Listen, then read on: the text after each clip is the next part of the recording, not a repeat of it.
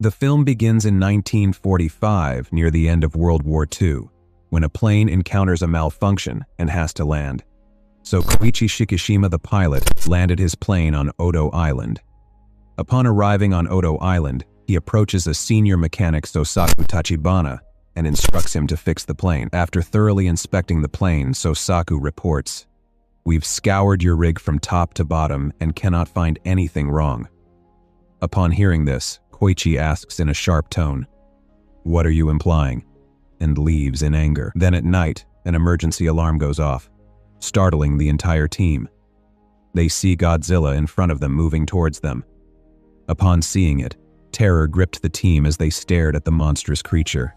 They turned and ran in panic, not understanding what was happening. They hastily took cover in a bunker and pointed their guns toward Godzilla. So Sosaku suggests that they can use their machine gun to kill him. He urges Koichi to do it. And Koichi sneaks into the cockpit and seizes the weapon. But when he gets close to Godzilla, he froze in fear and unable to fire a single bullet. Because of this, the other soldiers began shooting at Godzilla with their smaller guns, angering the beast. Godzilla moves forward in anger and crushing them like ants. Suddenly, seeing Godzilla approaching, Koichi gets out off the plane. Just then, Godzilla grabs the plane in his teeth and hurls it to the ground where it explodes. The blast knocks Koichi unconscious. When Koichi woke up in the morning, he saw the horrific scene of his team's massacre. Their corpses were scattered on the ground. And Sosaku, who had miraculously survived Godzilla's attack, was collecting the dead bodies. As soon as he sees Koichi, he angrily blamed him for the tragedy. Overcome with grief and guilt, Koichi could only mourn his lost comrades. Later, he and the other surviving soldiers were sent back to Tokyo.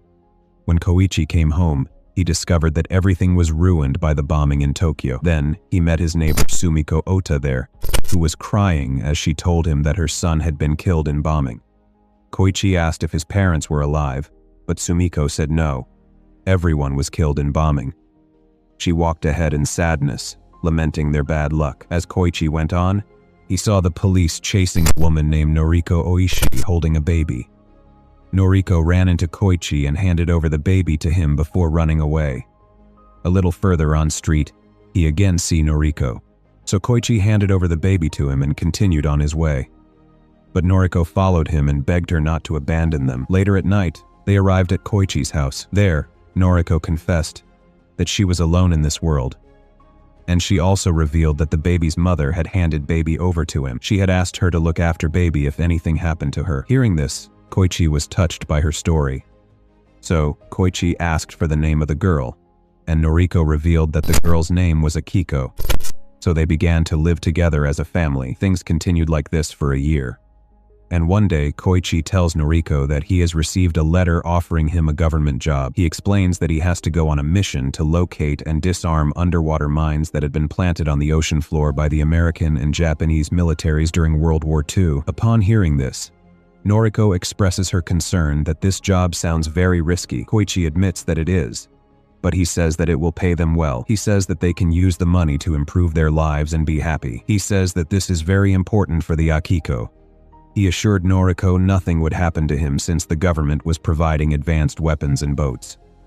The next day at work, Koichi discovered the government had deceived them, providing only old weapons and boats rather than full details. There, Koichi met the former naval engineer Kenji Noda and rest of the minesweeper crew. Noda was in charge of the entire mission and gave him a briefing on the boat. While exploring the ocean, minesweeper crew member Seiji Akitsu attempted to locate and target some underwater mines. He fired several shots but missed each time. After seeing Akitsu's shooting, Koichi said, "May I give it a try?" When Koichi took aim, he easily destroyed the mine. Noda was impressed by his skill. As time goes by, Koichi and his minesweeper crew successfully dispose of many underwater mines. And Koichi lived happily with Noriko and Akiko, and they built their own house where Koichi brought his whole minesweeper crew. Noriko made food for everyone, and they praised the tasty food, calling her sister-in-law. Hearing this, Noriko clarified that she was not Koichi's wife. So Koichi explained that Noriko was living with him after the Tokyo bombing because she had no one else.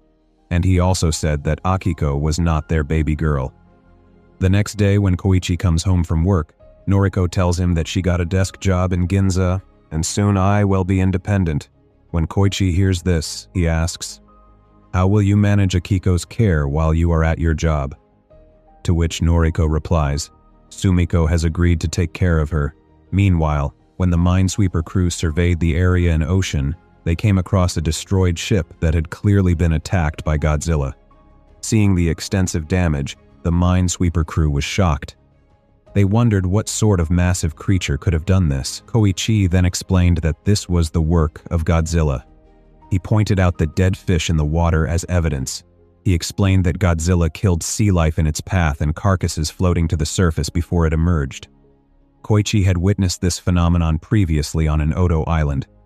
Suddenly, a lot of dead fish are scattered all over the ship. Seeing this, Koichi is terrified, and when he realized that Godzilla was approaching, he fearfully urged everyone to escape quickly. But suddenly, Godzilla emerged from the water behind their ship. They speed up their boat. Koichi and Noda quickly throw a large bomb into the water, which hits Godzilla. However, the bomb failed to harm Godzilla's impermeable body. So Godzilla lunged forward, opening his mouth menacingly. And the Minesweeper crew threw another bomb, but the detonator wire disconnected before it could explode. So Koichi climbs up to the deck and shot Godzilla in the mouth with a machine gun, causing an explosion and damages part of Godzilla's mouth. But Godzilla quickly regenerates and follows them, and Godzilla stood up to attack. But before Godzilla attacked the Minesweeper crew boat, the Japanese army ship arrived from the other side and launched attack on Godzilla. This enraged him and he dove under the ship and struck it. He began turning the whole ship upside down, but the Japanese army ship did not give up and kept firing at him repeatedly. This wounded Godzilla and he retreated into the water. From beneath the water, Godzilla unleashed an atomic heat ray attack that exploded the army ship. After destroying the army ship, Godzilla roared loudly and then returned to the water. Then we see Koichi, who was severely injured in the attack and lost his consciousness. After that, we see Koichi again in his house, where Noriko expresses concern upon seeing his injuries. Koichi blames himself, saying that because of a mistake he made in 1945 on Odo Island, all of his teams were killed. He had the chance to kill Godzilla with a machine gun, but became terrified and couldn't attack, and because of this, Godzilla killed his entire team on Odo Island. Upon hearing this, Noriko comforts him and tells him that fate is inevitable. Then Koichi responds that he is haunted by these memories and wishes he had died with his team on that Odo Island. So Noriko assures him that if he is still alive today, his life must have an important purpose. Meanwhile, Koichi was at home with Akiko. Suddenly, the emergency alarm went off. The radio announced that Godzilla had attacked city of Ginza. Hearing this, Koichi was very worried for Noriko, who had gone to the city of Ginza for work. In the city of Ginza, Godzilla rampaged through the streets and destroying everything in his path. Noriko was on a train, watched in terror as Godzilla approached and picked up the entire train in his jaws. He began crushing a train carriage in his mouth while Noriko was inside it, hanging in one spot. She then jumped into the water to save her life. After that, we again see Noriko was running away when Koichi joined her. They ran with the crowd of people, and Godzilla was following them. The army attacked Godzilla with tanks, angering him more. He emitted blue light from his back, and then he unleashed an atomic heat ray, triggering explosions that killed people and destroyed buildings. To save Koichi, Noriko pushed him out of harm's way and sacrificed herself to the destructive blast. When Koichi came out from the rubble, Koichi saw the area and saw no signs of life, not even his friend Noriko. Overcome with grief at the death of his friend, Koichi broke down sobbing. Hearing Godzilla's approaching roar, Koichi's sadness turned to anger and a desire for revenge. He screamed defiantly at the monster. After coming home back, Koichi mourned and prayed for Noriko. Just then, Noda approached Koichi and informed him that the government had selected their Minesweeper crew and other soldiers to stop Godzilla. He said he had a plan and took them to the location where they met with the other soldiers who were going to try to stop Godzilla. Air Tatsuo Hata, Captain Yukikaze, greeted them and revealed that Noda had devised a strategy to defeat Godzilla. The plan involves sinking Godzilla to a depth of 500 meters, where the pressure will crush it. To sink Godzilla, they will surround it with Freon tanks and rupture them. lowering the water's buoyancy. If that fails, they will inflate balloons under Godzilla to force it back up to the surface, killing it through explosive decompression. Hata agreed and said Godzilla had caused too much destruction. He said they had to stop him and unanimously approved the plans. Meanwhile, Noda told Koichi they needed a plane full of weapons to lure Godzilla to the right spot in the sea. He said he needed an excellent mechanic to build such a plane, so Koichi said he had a friend Sosaku who was a mechanic. He said he would find him and bring him. Koichi went to Sosaku's house looking for him. He found the mechanic there. He still blamed him for the death of their entire team in 1945 on Odo Island. Koichi said he was aware of that, and said, "But now I have a chance to rectify my mistake." Koichi said, "I need your help to kill Godzilla.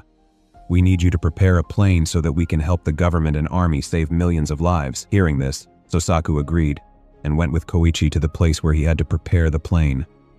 And so Sosaku started working to get the plane ready. Meanwhile, Noda also prepared many weapons and gas cylinders.